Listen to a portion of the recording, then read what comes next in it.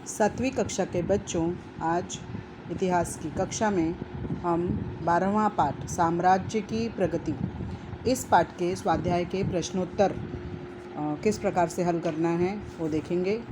और इसमें मैं आपको प्रश्न पढ़ूंगी और उसके सॉल्यूशंस भी आपको बताऊंगी। अब हम अपनी प्रश्नोत्तर स्वाध्याय पर आते हैं। स्वाध्याय के प्रश्न को पहले हम पढ़ेंगे। पहला प्रश्न है इसमें, एक शब्द में लिखो, एक शब्द में उत्तर लिखो। पहला है, इंदौर के राज्य प्रशासन की बागडोर संभालने वाली। उत्तर है अहिल्याबाई होलकर। दूसरा प्रश्न है, नागपुर के भोसले घराने में सबसे पराक्रमी और कार्यक्षम पुरुष। रघुजी भोसले। दिल्ली की गद्दी पर बादशाह को बैठाने वाले। महादजी शिंदे। दक्षिण की राजनीति की बागडोर संभालने वाले। नाना फडणवीस। अब ये उत्तर आपको कैसे लिखना है? सबसे पहले आप प्रश्न लिखेंगे, उसके बाद इसका उपप्रश्न लिखेंगे और उपप्रश्न लिखने के बाद उसके नीचे उत्तर लिखेंगे। तो प्रश्न और उसका उत्तर, और फिर उसके बाद एक लाइन छोड़ करके तब दूसरा प्रश्न, फिर उसके नीचे उसका उत्तर, और फिर एक लाइन छोड़ के तब तीसरा प्रश्न, उसका उत्तर, फिर एक लाइन छोड़ देना है और चौथा प्रश्न और फिर ये उत्तर।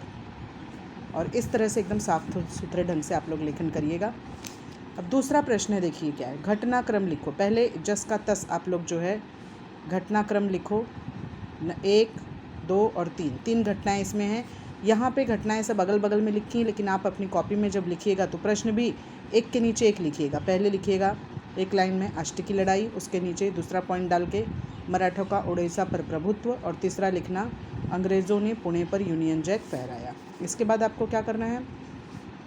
उत्तर लिखना है। अब उत्तर में ये देखिए, ये जो क्रम है इसका, ये उल्टा पुल्टा क्रम है। घटनाक्रमों का जो क्रम है वो उल्टा पुल्टा है, तो इसको हम सीधे क्रम में लेंगे। तो सबसे पहला इसमें जो घटना हुई है वो है मराठों का उड़ीसा पर प्रभुत्व, तो ये नंबर 1 पर आएगा। 1 नंबर डालिएगा और वहाँ लिखिएगा मराठों का उड़ीसा पर प्रभुत्व। उसके नीचे दूसरा पॉइंट डालिएगा और दूसरे में है फिर अंग्रेज़ों ने पुणे पर यूनियन जैक फहराया, और उसके बाद तीसरा घटनाक्रम है अष्ट की लड़ाई।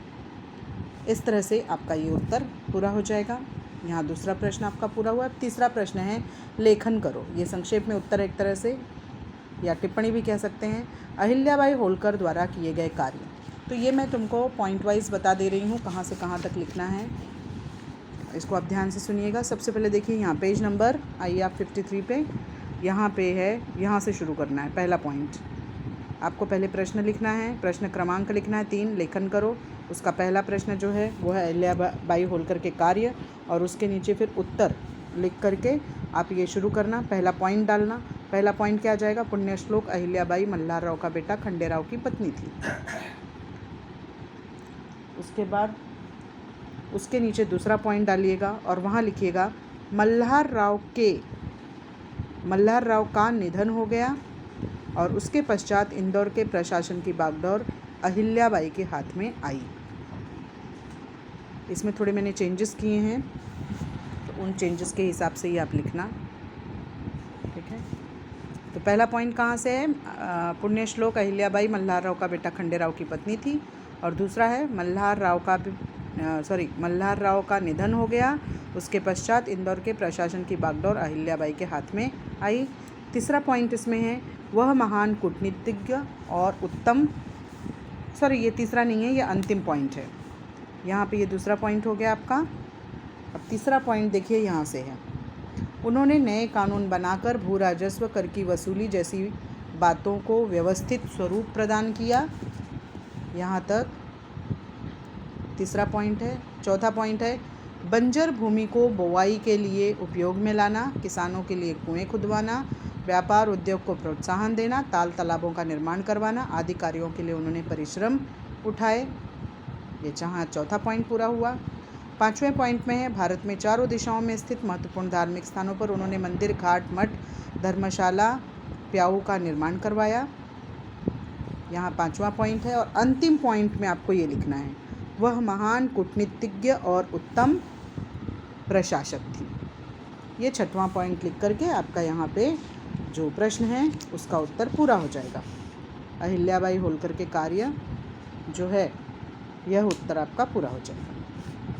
अब इसके बाद अगला प्रश्न देखेंगे हम। अगला प्रश्न है महादजी शिंदे का पराक्रम। महादजी शिंदे का पराक्रम देखिए, यहाँ पे हम देखेंगे महादजी शिंदे पेज नंबर 54 पे। पहला पॉइंट यहाँ से शुरू होगा। माधवराव पेशवा ने शिंदे परिवार का सरदार पद महादजी को प्रदान किया। वह वीर और चतुर राजनीतिज्ञ था। पहला पॉइंट हो गया। उसके नीचे दूसरा पॉइंट आएगा। पानीपत की पराजय के पश्चात उसने उत्तर भारत में मराठों के प्रभुत्व और प्रतिष्ठा को स्थापित करने का कार्य किया। तीसरा पॉइंट है, वह भली भांति जानता था कि उत्तर भारत के समतल प्रदेश में मराठों की गुरिल्ला युद्ध प्रणाली उपयोगी सिद्ध नहीं होगी, अतः उसने फ्रांसीसी सेना विशेषज्ञ डिबाइन के मार्गदर्शन में अपनी सेना को प्रशिक्षित किया और तोपखाना सुसज्जित किया। यहाँ तीसरा पॉइंट हो गया। चौथा पॉइंट है, इस प्रशिक्षित सेना के बल पर उसने रोहेले, जाट, राजपूत, बुंदेला आदि से आत्मसमर्पण करवाया। पांचवा पॉइंट है, पानीपत के युद्ध के बाद मराठों की शक्ति क्षीण हो गई, यह देखकर अंग्रेज़ों ने दिल्ली की राजनीति में प्रवेश करना प्रारंभ किया। और छठवां पॉइंट यहाँ पे है, इस विपरीत स्थिति में महादजी शिंदे ने अंग्रेज़ों को मात देकर दिल्ली के बादशाह को पुनः गद्दी पर बैठाया। इस कार्य पर प्रसन्न होकर दिल्ली बादशाह ने उसे वकील मुतलक उपाधि प्रदान की, अर्थात दीवानी और सेना अधिकार का नियंत्रण उसे सौंपा। यहाँ पर आपका ये उत्तर पूरा हो जाएगा, महादजी का पराक्रम। दूसरा प्रश्न का उत्तर पूरा हुआ। तीसरा है गुजरात में मराठी सत्ता। यहाँ देखिए पेज नंबर 55 पे, पेज नंबर 55 पे यहाँ पे सेनापति खंडेराव दाभाडे और उसका बेटा त्रिंबकराव ने गुजरात में मराठी सत्ता की नींव रखी। पहला पॉइंट। दूसरा है, खंडेराव की मृत्यु के पश्चात उसकी पत्नी उमाबाई ने अहमदाबाद के मुगल सरदार को पराजित किया, वहाँ का किला जीत लिया। तीसरा पॉइंट, आगे चलकर गायकवाड़ों ने गुजरात के बड़ौदा जिसे बड़ौदा भी कहते हैं को अपना सत्ता केंद्र बनाया। बस यहाँ पे आपका तीसरे प्रश्न का उत्तर पूरा हुआ। इस तरह से पहला प्रश्न, दूसरा प्रश्न और तीसरा प्रश्न ये आपने लिख लिया। अब चौथा प्रश्न है, मराठी सत्ता के समाप्त होने के कारण विचार विमर्श करो। ठीक है, अब विचार विमर्श जो है जिस आधार पे हम कर सकते हैं वो यहाँ पे है आपकी किताब में, पेज नंबर 55 पे देखिए। यहाँ से मराठी सत्ता का उत्तर और दक्षिण भारत में प्रभाव निर्माण करने में मराठी सरदार सफल हुए, परंतु महादजी शिंदे और नाना फडणवीस की मृत्यु के बाद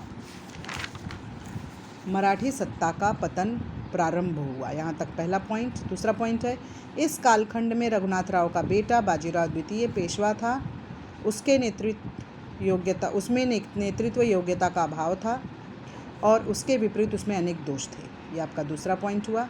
तीसरा पॉइंट है, वह मराठा सरदारों में एकता निर्माण नहीं कर सका, जिसके कारण उनमें आपसी फूट पैदा होने से मराठी सत्ता भीतर से खोखली होती गई।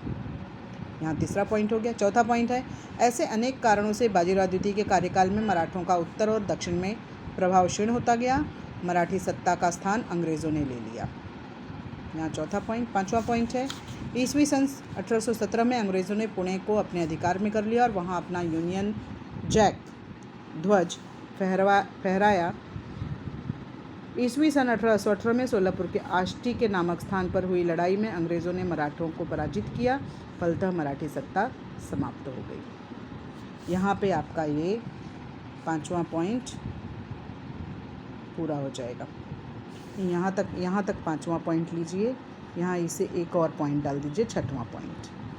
तो पांचवा पॉइंट यहाँ से है, ईस्वी सन 1817 में अंग्रेज़ों ने पुणे को अपने अधिकार में कर लिया और वहाँ अपना यूनियन जैक ध्वज फहराया। और उसके बाद छठवां पॉइंट है, ईस्वी सन 1818 में सोलापुर के जिले के आष्टी नामक स्थान पर हुई लड़ाई में अंग्रेज़ों ने मराठों को पराजित किया, फलतः मराठी सत्ता समाप्त हो गई।